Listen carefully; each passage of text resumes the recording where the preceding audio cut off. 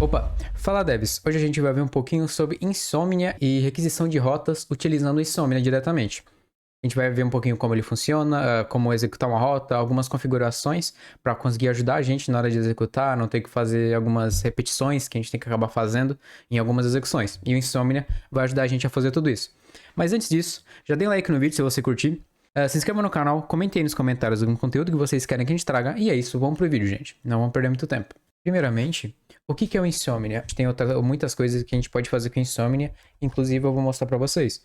Mas a principal coisa que a gente vai estar executando aqui é a execução de rotas referentes à API. Por exemplo, você está criando uma API em Node e tem um endpoint lá, http localhost por exemplo 3000 authentication, por exemplo, que vai ser a rota que você fez para autenticar o seu usuário. A gente vai testar essa rota aqui no Insomnia, para não testar o navegador, não ter todo um trabalho mais chato de fazer esses testes. E como que ele funciona? Quando você baixa o Insomnia, tem a opção de criar uma conta, eles têm o plano pago deles, que trazem algumas coisas, alguns benefícios, mas a gente não vai estar falando especificamente do plano pago aqui. A gente vai estar falando de como funciona e como a gente pode começar aqui o básico de utilizar o Insomnia. Primeiramente, a gente vai ter essa tela com essa dashboard. Aqui a gente tem todas as collections de rotas que eu tenho, por exemplo, um amontoado de rotas que eu tenho vai estar dentro de uma collection. E aqui para você criar alguma coisa nessa dashboard, porque a sua, quando você tiver criado, vai estar completamente vazia aqui. Para criar, basta vir aqui em Create e vocês podem ver que a gente tem duas opções aqui. Aqui a gente pode importar, claro, de algum projeto, algo do tipo, mas a gente pode criar tanto um design document quanto uma request collection. Essa request collection é esse amontoado de requisições. Esse design eu vou falar um pouquinho depois para vocês como que a gente pode usar esse design document para benefício dos nossos projetos. Primeiramente eu vou criar aqui uma request collection para a gente dar uma brincada e ver como é que funciona. Por exemplo, teste Insomnia vai ser o nome da minha collection. Pode ver aqui, a gente já tem o teste Insomnia aqui. Desses três pontinhos só vai ter a opção de duplicar, renomear, só funçõezinhas básicas aqui da collection. A gente clicando nela, a gente vai ter acesso aqui a essa telinha. Esse layout do Insomnia é bem fácil de se identificar as coisas, porque ele funciona em três divisõezinhas aqui. Nessa primeira divisão vai ser onde estão as nossas rotas e nossas requisições. Aqui no meio é onde vai estar a configuração que a gente vai estar enviando a nossa rota, por exemplo, se a gente vai estar enviando e-mail e o nome do usuário, a nossa rota, qual vai ser o URL dela, que vai estar aqui em cima, e etc. E nesse último espaço é onde vai estar a resposta dessa rota que a gente vai estar executando. Então, eu posso vir aqui nesse mais e a gente vai ter as opções de New Request e New Folder. New Folder é só uma pasta básica. E o New Request é de fato a request que a gente quer criar. Por exemplo, eu posso criar aqui um Get Users com parâmetro Get e dar um Create aqui. E criando, a gente já tem essa tela aqui que vão estar onde a gente vai configurar o que a gente vai estar enviando para essa nossa requisição. Por exemplo, digamos que eu estou rodando uma API localmente. Eu posso colocar aqui http localhost 3333, que é uma porta que eu vou estar utilizando na minha API, indiferente essa porta aqui, e barra, por exemplo, é list user. E aqui eu vou ter a rota de listar usuários, por exemplo. E aqui a gente fez a configuração básica. Por exemplo, se a gente quiser enviar aqui, rodar essa rota aqui, a gente pode dar um send, que ele já vai retornar aqui pra gente. Como eu não estou com nenhum projeto aqui rodando nem nada, ele só deu um que não foi possível conectar ao servidor. Que é bem claro, mas é bem porque eu não tô conseguindo rodar, que eu não tô com nenhuma API rodando. E digamos que nessa rota get eu quero receber alguns parâmetros na rota. Por exemplo, digamos que eu tenho a rota user e eu quero pegar um usuário específico. Por exemplo, o usuário que tem o ID 4. Como que eu posso passar isso? Dentro da nossa API, ele vai estar recebendo depois da barra user, por exemplo, o ID 4. Então é só enviar. É um padrão bem simples de toda a API que a gente vai estar utilizando. E digamos que a gente está utilizando Query Params, que basicamente a gente usa mais para, por exemplo, fazer um filtro, fazer uma ordenação, fazer uma listagem com limite de itens listados, por exemplo. Então, aqui que a gente pode estar passando. E como funciona? Funciona no padrão de chave e valor. Por exemplo, digamos que eu estou enviando, por exemplo, aqui name. Eu quero filtrar por nome. Então, eu posso passar aqui name João. E aqui ele já gera a rota para a gente, que vai estar sendo enviada aqui com os Query Params aqui diretamente. E além de textos diretos, a gente pode dar um texto de multiline, por exemplo, um arquivo, algo do tipo, para a gente estar enviando a nossa requisição. É bem pouco usado. Normalmente a gente vai sempre utilizar o padrão de texto. Mas aqui a gente pode desabilitar, tudo bem simples aqui para a gente fazer as requisições. Mas como que a gente envia o corpo da nossa requisição?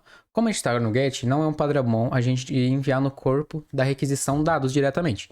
Então eu vou criar aqui uma rota post. E aqui ele vai mostrar pra gente nobody. Aqui a gente tem várias opções que a gente pode estar usando.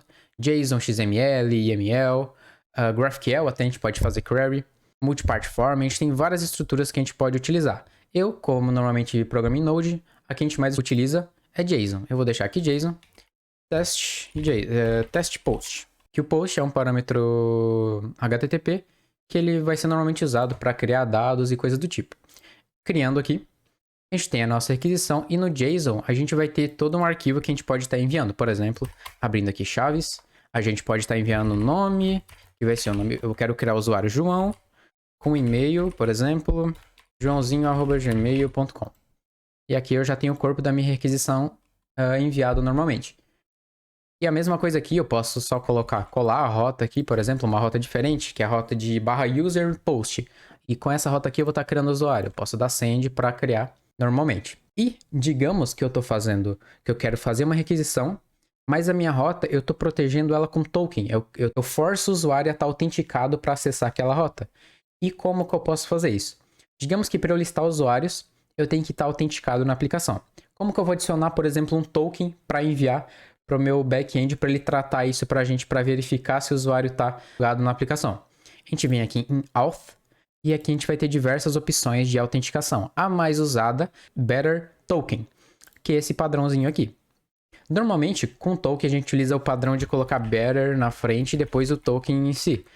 No Insomnia, a gente pode só colocar o token, que ele já envia o better junto na nossa requisição. Aqui a gente pode assinar um prefixo, caso queira, mas aqui a gente colocaria o token para enviar na requisição, caso ela obrigue o usuário a fazer isso. E, enfim, é basicamente esse o padrão aqui de requisição. A gente tem requisição aqui puts, a gente pode dar um patch, delete, todas as opções normais, até com requisições de RPC, que é bem massa da gente estar utilizando. Aqui, eu só não falei muito da criação de pastas. A gente pode, por exemplo, criar uma pasta, por exemplo, users. Uma pasta de usuários que vai ter só requisição de usuários. Aí eu posso arrastar minhas rotas ali para dentro e ter todas as rotas relacionadas aos usuários ali dentro. Bem simples, conceito de pasta padrão. E além disso, vocês estão percebendo que cada rota que eu criei aqui, eu sempre estou adicionando todo esse caminho aqui. Ele está ficando bem repetitivo. Eu posso, por exemplo, criar um environment que vai estar sempre usando um padrão em todas as nossas rotas. E o que eu quero dizer com isso? Eu posso vir aqui em Manage Environments. Eu vou criar aqui, por exemplo, um environment de desenvolvimento, development. E aqui eu posso estar colocando URL. E aqui eu posso colocar o padrão HTTP, localhost, 3333, barra. Nem vou colocar barra, eu posso botar aqui uma cor? Vamos botar uma cor aqui para diferenciar. Vou colocar aqui um azul. Vou colocar um azul, pronto. Já tem aqui a corzinha development. Dando um done. Vocês podem ver que aqui deu um avisinho, porque eu não estou selecionando nenhum environment. Eu posso vir aqui selecionar para usar o de desenvolvimento. E agora, o que isso traz para a gente? Eu vim daqui na minha rota get, eu posso dar um Ctrl espaço, e a gente tem diversas opções aqui porque ele gera no Insomnia para a gente. Por exemplo, ele envia o header, envia o cookie, e tudo a gente pode adicionar aqui. Mas além disso, ele adicionou o nosso URL que a gente colocou no environment. E isso aqui vai estar referenciando o HTTP localhost 3333. Assim facilitando para a gente não ter que ficar... Opa, perdão, acabei fechando aqui. Mas isso vai facilitar a gente a não ter que ficar repetindo toda vez que colocar aquele localhost, sempre ficar repetindo o envio das rotas. Já estou abrindo aqui de novo. Vamos expandir aqui. E agora aqui, vamos de novo. A gente pode colocar user barra o ID dele. A gente pode ver aqui até no query que ele está enviando toda essa rota aqui. Podem ver que ele está colocando aqui, ó, localhost 3333, que está lá no environment de development. E digamos que a gente tem um de produção. A gente pode vir aqui, ó, criar um novo environment, por exemplo, colocar prod. Aqui é um environment de produção. Eu posso só copiar o que eu tenho ali dentro e só trocar o URL, que aí eu não preciso ficar trocando a variável de environment da minha URL. Então eu posso colocar aqui, por exemplo... Eu não tenho uma URL de produção, mas URL produção. Aí você dá um done. Aqui no development, a rota vai estar chamando com o localhost, que está lá na variável. E se eu trocar para produção, ele já vai trocar para a URL da produção diretamente. Então isso já vai estar facilitando demais o envio das nossas rotas. Para a gente poder trocar, por exemplo, executar uma função em produção, uma função em desenvolvimento, deixando tudo bem separadinho para não ficar confuso para a gente quando a gente está desenvolvendo. Esse é a maioria das coisas que a gente vai estar utilizando dentro da Request Collection no Insomnia. Agora eu vou mostrar para vocês uma funcionalidade que é mais atual do Insomnia, que não tinha há um tempo atrás, que é esse Design Document. Isso vai mais focar em outras coisas que não são requisições propriamente ditas. Por exemplo, a gente pode vir aqui, eu vou criar o teste Insomnia, mas só aqui com o Design Document. Vamos criar aqui. Aqui, vamos entrar. E vocês podem ver que a gente já tem algumas coisas aqui que mudou. A gente tem toda essa parte aqui em cima com 3 opções de Design, Debug e Teste. Esse Design, ele utiliza por padrão o Swagger para a gente conseguir ver. Ou seja, ele ainda está focando na API, a gente não vai modelar nada para o front-end aqui. A gente vai basicamente conseguir editar e visualizar documentação de API via Swagger. Por exemplo, a gente já tem um vídeo aqui no canal, se você quiser ver, que a gente fala um pouco sobre Swagger. A gente fala como criar uma documentação com Swagger, documentar de maneira correta uma API. E digamos que a gente está documentando a API, a gente quer testar, mas ficar reiniciando a rota toda hora é muito chato, vai acabar deixando meio maçante o processo. A gente pode vir aqui no Insomnia e só colar a nossa API e fazer testes diretamente por aqui. O que vai facilitar demais a execução, porque ele vai estar pegando pelo localhost. A gente pode, de fato, vir aqui e executar as rotas. Então, isso facilita demais e deixa muito mais claro e deixa muito organizado a gente documentar com Swagger. Vocês podem ver aqui que a gente tem aqui o Security, já mostra aqui o Better Off, já mostra tudo que a gente tem aqui.